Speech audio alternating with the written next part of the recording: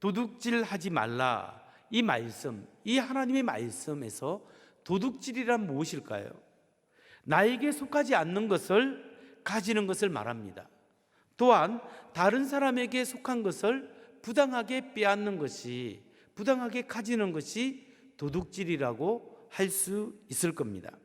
근데 우리 사회에는 알게 모르게 남의 눈을 속이더라도 크게 남에게 피해를 주지 않으면 괜찮다라는 이런 나쁜 심리가 서서히 만연해 있는 것 같습니다. 이 도둑질이라는 것은 우리 사회에 광범위하게 퍼져 있을 수 있다는 것을 우리가 생각해 볼 필요가 있습니다. 여러분, 도둑질은 표면적으로 말하면 남의 것을 훔치고 남의 것을 부당하게 빼앗는 것이지만 그 사람에 대해서 죄를 짓는 것이라고 하지만 사실 제8계명은 우리가 이것을 영적으로 보면 그 중요성과 의미가 달라질 수가 있습니다. 우리에게 속하지 않는 것을 부당하게 취하는 것은 이웃에게 범죄할 뿐만 아니라 사실 그것은 하나님께 대해서도 범죄라는 사실을 우리가 깊이 인식해야 합니다. 두 가지 문제가 있습니다. 하나는 모든 도둑질은 하나님의 공급하심에 대해서 실패하는 행위입니다.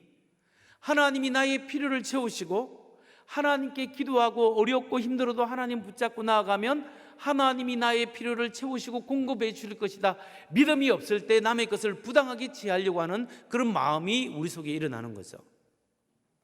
그래서 하나님에 대한 범죄일 수 있습니다. 두 번째로, 모든 도둑질은 다른 사람에 대한 하나님의 공급하심을 훔치는 행위로 볼 수 있습니다. 하나님이 그 사람에게 필요한 것을 공급해 주셨는데 그것을 내가 부당하게 취하는 것, 그것은 상대방에 대한 도둑질뿐만 아니라 하나님에 대한 범죄일 수 있는 것입니다. 그래서 제8계명은 주인의 권리를 인정하라는 것이 포함되어 있는 말씀이에요. 너는 도둑질을 하지 말라라는 말씀은 하나님께서 우리 각자에게 재산에 대한 권한을 주셨습니다. 내 것을 내가 간직할 수 있는 권리를 주셨습니다. 그런데 우리가 다른 사람에도 다른 사람의 소유권이 있습니다. 그래서 남의 소유권을 인정해야 합니다. 여기서 근데 중요한 것은 소유권에 대한 성경의 가르침은 하나님께서 우리 각자에게 소유권을 주셨을 뿐만 아니라 우리에게 주어진 그 소유권은 나에게 속한 것이 아니라 하나님의 영광을 위하여 하나님이 주신 것이라는 것을 기억해야 한다는 겁니다. 다시 말해서 도둑질하지 말라라는 말씀은 다른 사람에게 대한 소유권을 훔쳐오는 것, 빼앗는 것도 그 말도 되지만 그와 동시에 나에게 속한 것은 내 소유지만 그 본질적으로 내 것이 아니라 그것은 하나님의 것이기 때문에 진정한 소유권자인 하나님의 뜻대로 사용해야 한다는 것을 말씀하고 있는 겁니다. 따라서 제8계명은 단지 우리가 남의 것을 훔치는 것만을 말씀하는 것이 아니라 이 계명은 우리에게 또한 청지기 정신에 대해서 말씀하고 있는 거예요. 여러분, 청지기가 어떤 사람입니까? 남의 소유물을 관리하는 사람입니다. 청지기는 남의 소유나 남의 재산을 관리하는 것인데 그것은 자기 마음대로 자기 뜻대로 사용하는 것이 아니라 주인의 뜻에 따라 관리하고 주인의 뜻에 따라 분배하고 운영해야 되는 의무가 있는 거예요. 바로 이런 의미에서 하나님께서 우리에게 주신 것은 우리는 하나님의 청지기다, 이렇게 생각해야 합니다. 우리가 무엇을 소유하고 무엇을 가졌기 간에 그것은 내 것이 아니라 하나님의 것을 우리가 잠시 맡은 것입니다. 하나님께서 우리에게 맡겨 주신 것이기 때문에 우리에게 맡겨주신 하나님의 뜻대로 사용해야 될 의무가 우리에게 있는 거예요. 하나님이 언제부터 인간에게 청지기적 사명을 주셨습니까? 아담 때부터 준 겁니다. 하나님이 아담의 세상을 창조하고 아담에게 권한을 위임하시고 청지기로서의 사명을 주신 거예요. 그게 창세기 2장 15절에 보면 나옵니다. 주 하나님이 사람을 데려다가 에덴 동산에 두시고 그곳을 맡아서 돌보게 하셨다. 주 하나님이 아담을 데리고 동산에 두시고 그곳을 맡아서 돌보게 해서 이름도 짓게 하시고 다스리고 생육하고 번성하고 그것을 다스릴 수 있는 복을 주신 거예요. 그러니까 아담은 그 하나님으로부터 모든 고난을 위험받고 잘 다스려 나갈 수 있는 청지기적인 사명을 맡은 사람입니다. 아담의 후손인 우리들도 하나님 앞에서 우리에게 맡겨주신 것을 잘 관리할 수 있도록 근한과 책임을 부여받은 하나님의 청직이다, 이 사실을 기억해야 합니다. 그러니까 내게 맡겨진 것이 내 자녀이든 내 재산이든 나의 달란트든 이 모든 것은 하나님으로부터 내게 주어졌고 내게 맡겨진 것이다. 나는 내게 주어진 이 자본들을 내 마음대로 내 뜻대로 나를 기쁘게 사용되는 것이 아니라 하나님의 뜻대로 관리하고 사용해야 될 의무와 책임이 우리에게 있는 거예요. 그런 의미에서 하나님이 맡기신 것을 내 마음대로 내 뜻대로 사용했을 때는 하나님 앞에 도둑질한 것으로 우리가 이길 수 있고 그게 유죄가 될 수 있는 거예요. 우리는 내 것을 막 움켜쥐고 빼앗기지 않기 위해서, 하나라도 손해보지 않기 위해서 이를 악다물고 살아가는 그런 사람들이 아니에요. 하나님이 저와 여러분을 부르신 것은 나의 욕심과 나의 만족을 위하여, 뺏기지 않기 위하여 살아가는 것이 아니라 내 가진 자산을 가지고 남을 돕고 하나님을 기쁘시게 하고 하나님의 뜻대로 살게끔 하기 위해서 부름받은 사람이 크리스찬이에요. 크리스찬은 이기적인 삶이 아니라 이타적인 마음을 가진 사람들이에요. 여러분, 이타적인 삶, 과연 이 세상의 철학 중에 어떤 철학이 이타적인 삶을 이야기합니까? 이 세상에 어떤 신이 이타적인 이야기를 하고 있습니까? 기독교의 하나님을 빼고는 이 세상에 이타적이고 희생적인 삶을 이야기할 철학적인 근거가 없어요. 히랍의 신들이 있는데, 고대 히랍인들의 신이 있는데, 히랍의 제우스를 비롯한 여러 신들은 이타적인 존재가 아니라 이기적인 신들이에요. 고대 메소포타미아 바빌론의 신들이 있는데 그 신들은 인간을 만든 이유가 뭐냐면 그 신들의 그 목적은 인간을 노예 삼기 위해서, 자기들의 신전을 짓고 자기가 노예 삼아서 자기의 먹을 것을 책망하기 위해서 죽도록 일해야 되는 존재가 인간이에요. 이기적인 존재였단 말이에요. 그런데 기독교의 하나님은 하나님의 형상대로 인간을 만드시고 하나님의 나라에 하나님의 혜택을 받도록 우리를 초대하신 이타적인 존재예요. 하나님이 사랑이시다. 하나님이 사랑이란 뜻이 자기 삶을 남에게 나눈다는 거잖아요. 우리가 믿는 하나님은 이타적인 분이에요. 여러분, 우리가 그런 십자가의 은혜라는 것이 하나님이 죄인된 인간을 사랑하시고 용서하시는 그 메시지가 십자가에 있잖아요. 하나님이 이타적인 사랑을, 하나님의 생명을 걸고 실천하셨어요. 그렇기 때문에 그 십자가의 복음과 은혜를 믿는 우리의 삶은 하나님의 관점으로 이타적인 삶이 되어야 되고 청지기적인 삶의 관점으로 살아야 한다는 거예요. 여러분, 왜 하나님이 여러분에게 오늘 이만큼 살만한 재물을 주신 줄 아십니까? 왜 하나님이 여러분의 삶에 그 어렵고 수많은 고비 때마다 넘어가게 하시고 오늘 그래도 이렇게 살아갈 수 있도록 이만큼이라도 숨 쉴 수 있는 복을 주신 이유가 뭔지 아십니까? 그 하나님의 은혜를 생각해야 됩니다.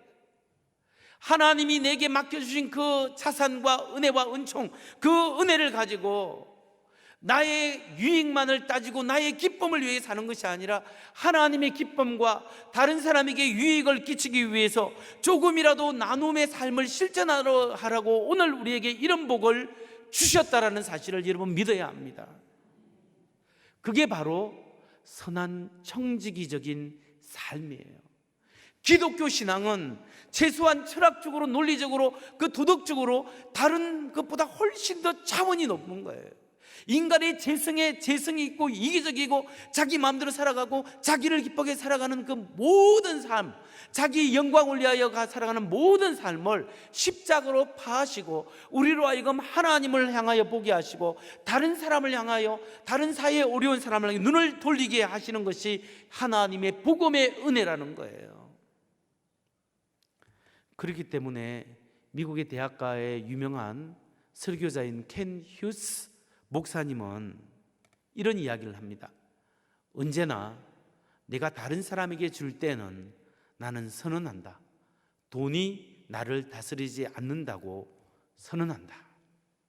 내가 다른 사람에게 줄 때 이게 참 부담스럽고 힘들잖아요. 그런데 나는 선언을 하는 거예요. 돈이 나를 다스리는 게 아니고 하나님이 나를 지배하신다. 나의 가진 재물은 하나님으로부터 왔고 하나님의 영광을 위하여 사용되어지겠다. 선언하고 돕는다는 거예요. 이런 삶의 태도는 구약에서부터 시작해서 신약까지 쭉 연결되는 긍휼이 많으시고 사랑이 많으시는 하나님의 마음을 담은 성경에 깊이 있게 나오는 한 커다란 맥락의 말씀이에요. 구약의 신명기 15장 9절에서 11절, 여기 보면 청지기적인 삶의 모습이 나오는데, 삼가 너는 마음에 악한 생각을 품지 말라. 곧 이러기를 일곱째 해 면제년이 가까이 왔다 하고 내 궁핍한 형제를 악한 눈으로 바라보며 아무것도 주지 아니하면 그가 너를 여호와께 호소하리니 그것이 내게 죄가 되리라. 너는 반드시 그에게 줄 것이요 줄 때는 아끼는 마음을 품지 말 것이니라. 이로 말미암아 내 하나님 여호와께서 내가 하는 모든 일과 내 손이 닿는 모든 일에 내게 복을 주시리라. 땅에는 언제든지 가난한 자가 그치지 아니하겠으므로 내가 내게 명령하여 이르노니 너는 반드시 내 땅 안에 내 형제 중 곤란한 자와 궁핍한 자에게 내 손을 펼치니라. 여러분, 신명기 말씀, 구약에서 계속적으로 하나님께서 하나님 백성에게 주시는 말씀이 뭐냐면, 너희 형제 중에 가난한 사고 어려운 사람이 있으면 네가 인색하지 말고 도와주라. 나의 손이 되고 나의 발이 되어서 도와주라. 내가 너를 책임져 주겠다. 이게 하나님의 말씀이고 그런 삶의 모습으로 살아가라고 우리에게 강조하고 있는 거예요. 이런 청지기적인 삶의 모습은 구약뿐만 아니라 신약에서도 예수님의 가르침에도 잘 나타납니다. 물질에 대한 태도에 대해서 말씀하시면서 예수님 마태복음 6장 19절에서 21절로 이런 말씀을 하시죠. 너희를 위하여 보물을 땅에 쌓아두지 말라. 거기는 좀과 동록이 해하며 도둑이 구멍을 뚫고 도둑질하느니라. 오직 너희를 위하여 보물을 하늘에 쌓아두라. 거기는 좀이나 동록이 해하지 못하며 도둑이 구멍을 뚫지도 못하고 도둑질도 못하느니라. 내 보물이 있는 그곳에는 내 마음도 있느니라. 보물을 하늘에 쌓아두라는, 하나님의 나라에 선한 일에 사용될 때 그것을 보물이 하늘에 쌓이는 겁니다. 여러분, 저는 우리 서문교회 와서 우리 서문교회 성도님들 중에 자신의 것을 가지고 어려운 사람과 함께 나누는 사람들이 많이 있음에 대해서 하나님께 정말 감사하게 됐습니다. 우리 장로님들 중에서도 정말 자기의 것을 나눠주기를 좋아하시는 분들이 있어요. 자기 나누기도 하고 섬기는 것, 그런 걸 참 좋아하시는 분들이 있어요. 뿐만 아니라 우리 성도님들 중에서 알게 모르게 쌀도 주시고 라면도 주시고 쇠고기도 주셔서 이걸 우리 좀 성도님들 중에 어려운 분에게 좀 나눠주면 좋겠습니다, 이렇게 몰래 살짝 목회실에 이야기하는 분이 있어요.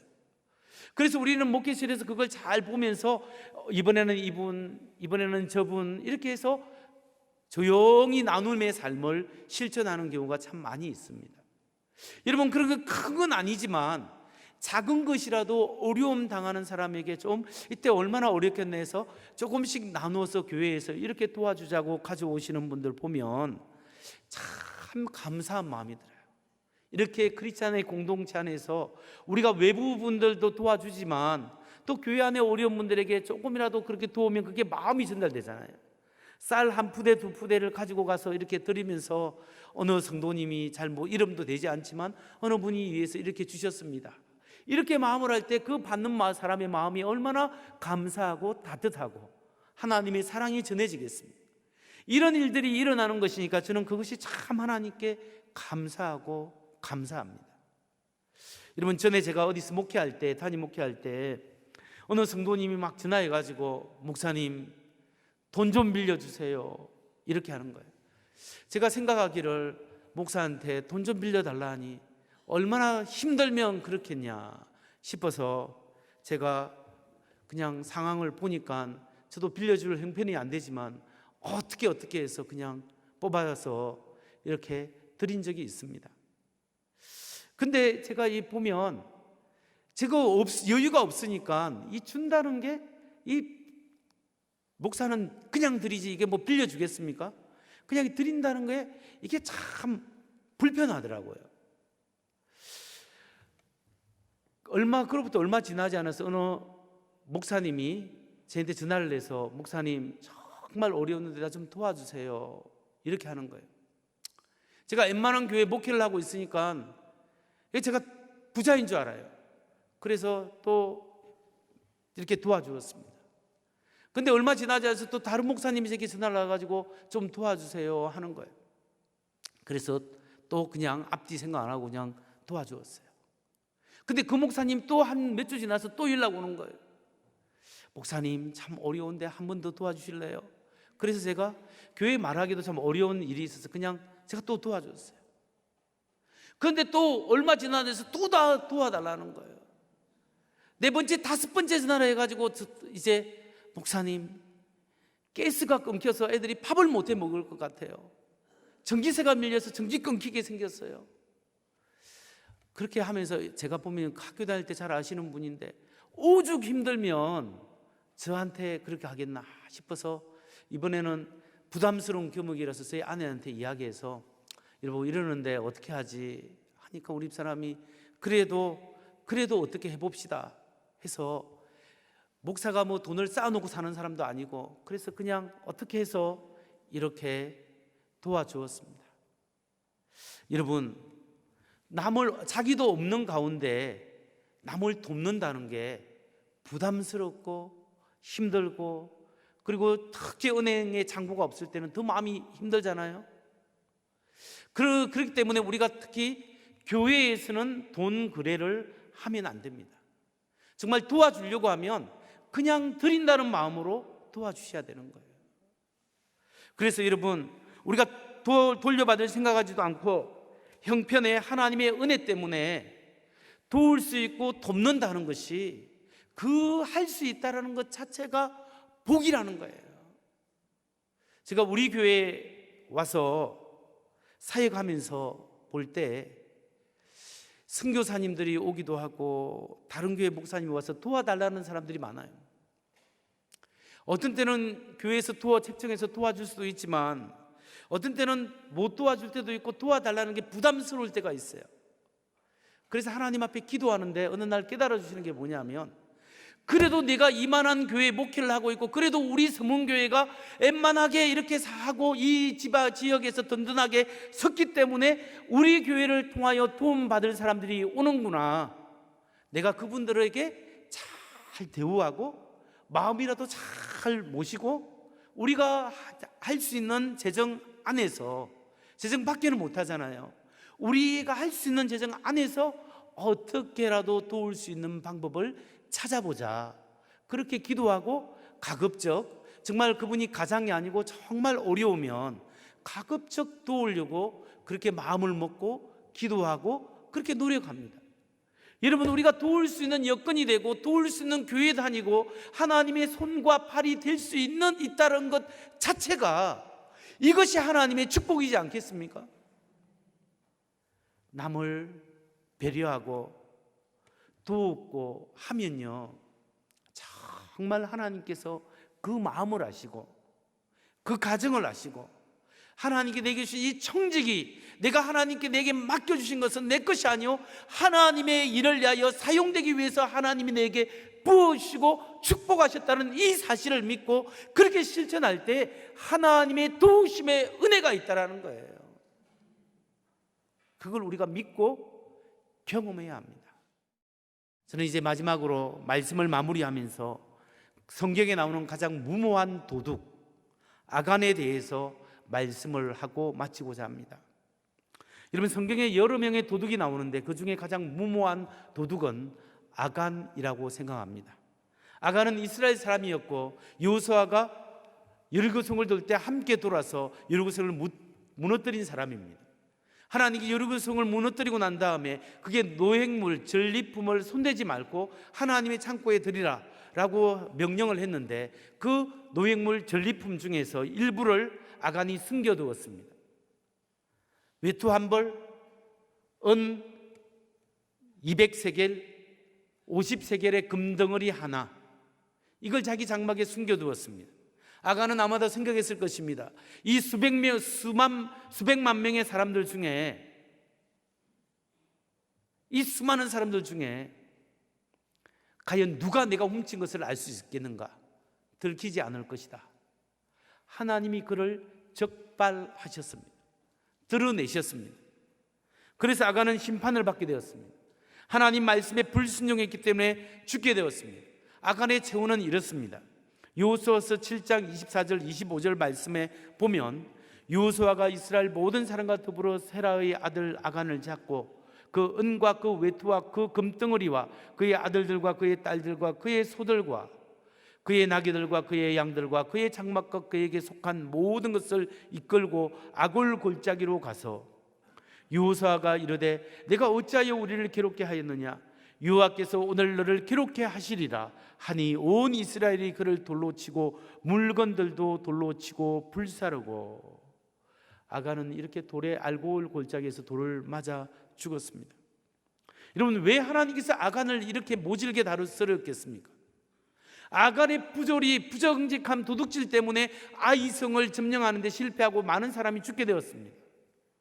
뿐만 아니라 이 아간의 범죄를 통하여 하나님은 거룩하시고 하나님 앞에 도둑질이 얼마나 큰 죄인가를 알려주기 위해서 하나님께서 모질게 대하신 거예요.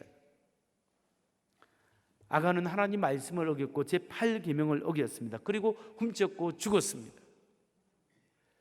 오늘날 우리들은 아간처럼 물건을 직접 훔치지는 않습니다.